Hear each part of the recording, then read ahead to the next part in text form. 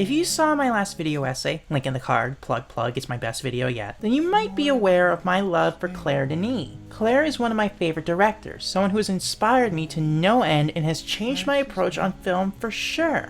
A director whose work I've fallen madly in love with. And her latest film, High Life, was so good in my eyes it became one of my top 10 favorite films ever, and was so dense I ended up being able to talk about its meaning for 40 minutes. And that was with cutting down the script. She's someone I wish I could see get more respect, particularly when she's been creating classics in the industry for so long, yet she doesn't get the same attention as her male counterparts. All I'm saying is, if a man had made her filmography, Cannes would have given her a Palme d'Or by now, and constant standing ovations. Like, I'm not saying it has to be misogyny, but if it walks like a duck and quacks like a duck, you know? So the minute I saw Claire Denis' next film was playing in IFFBoston near me, I knew the film I was making my priority at that festival. When her last film made me pull out all the stops to make my channel's best work yet, you know I had to see how she followed that up. So I went in and watched her first film of 2 this year, Both Sides of the Blade. Or Fire. I don't know, they've been waffling between which English title to go with for months. We'll see what it is when you're watching this video. And honestly, I was kind of disappointed. Don't get me wrong, I was disappointed by Claire Denis' standards. It's still a good film for sure, but it was kind of one of her least meaningful films to me, honestly. Claire is one of those directors that can really hit the emotional core of an issue and make even the smallest stories feel important. Growing up lost and confused in US Go Home doesn't just feel like any other coming-of-age TV movie. It gives you the same emotional stranglehold of its adolescent characters, while providing pointed symbolism. Same for works like The Intruder, Let the Sun Shine In, 35 Shots of Rum. They're all smaller films, but they don't feel like they're undermining their subjects. They give the subjects the importance and depth they need to go toe-to-toe with some of her much more ambitious work. She can handle domestic drama well and with a lot of meaning.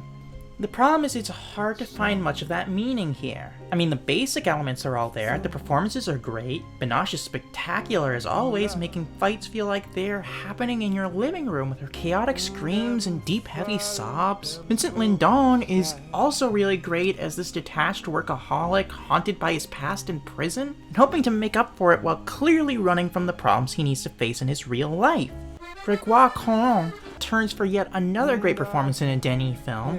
Hell, all the acting is great from the whole cast, from the experienced Boule Huyer to the fresh-faced Issa Perica. And the filmmaking is great too. There's an incredible opening shot through a tunnel that goes into the story, and the blocking is top tier, giving meaning to the geography of these fights. And the fact it was shot during this pandemic and highlights that fact, making it a centerpiece of the story, helps center the themes of being cramped and localized and domesticated when things all fall apart through its visual shorthand, and helps condense the scale to fit the themes. Really, on the technical side, it's all pretty solid. Maybe not the flashiest film, but it worked well at what it was trying to do. The problem, however, is that there isn't much depth to the story here for the filmmaking to cover. The story is quite simple. It's a love triangle between a husband, wife, and the wife's ex. And that maybe could have a lot of depth to it, sure. The problem is the film leaves everything under the surface ambiguous, meaning that we only get that tip of the iceberg, which in a domestic drama feels like a huge missed opportunity. Like, we never know why Binoche's character left her ex, we never find out what attracts her back to him, we never find out why Lindon's character went to prison. We know their lives, but we're squinting at the past. In a way, that's certainly something that could work in a different context, but they give you enough here that I'm left wondering why these characters did anything they did and expecting an eventual explanation that never comes. There are hints everywhere, but they never crystallize into a full image. Collin pressures Binoche into sex, but that's never explored or discussed again. Collin and Lindon clearly have a testy history, but it's never said out loud, so we never know what that's about. Lindon has a mixed-race kid with his former wife, who he is an absent father to, and at one point says he shouldn't, quote, use his race as an excuse, which a line that clearly pointed must have some meaning to it, but it's never brought up again. Binoche is the host of a radio show and they discuss the news of imperialism, civil war, and racial justice, but none of that is ever expanded upon in the story. It's just a simple, well-made, well-acted domestic drama, with a sprinkling of something that could have made it more than that, but never fully realizes itself. In a way, there's something more disappointing in that. This film has elements and opportunities for depth that they just never hit on.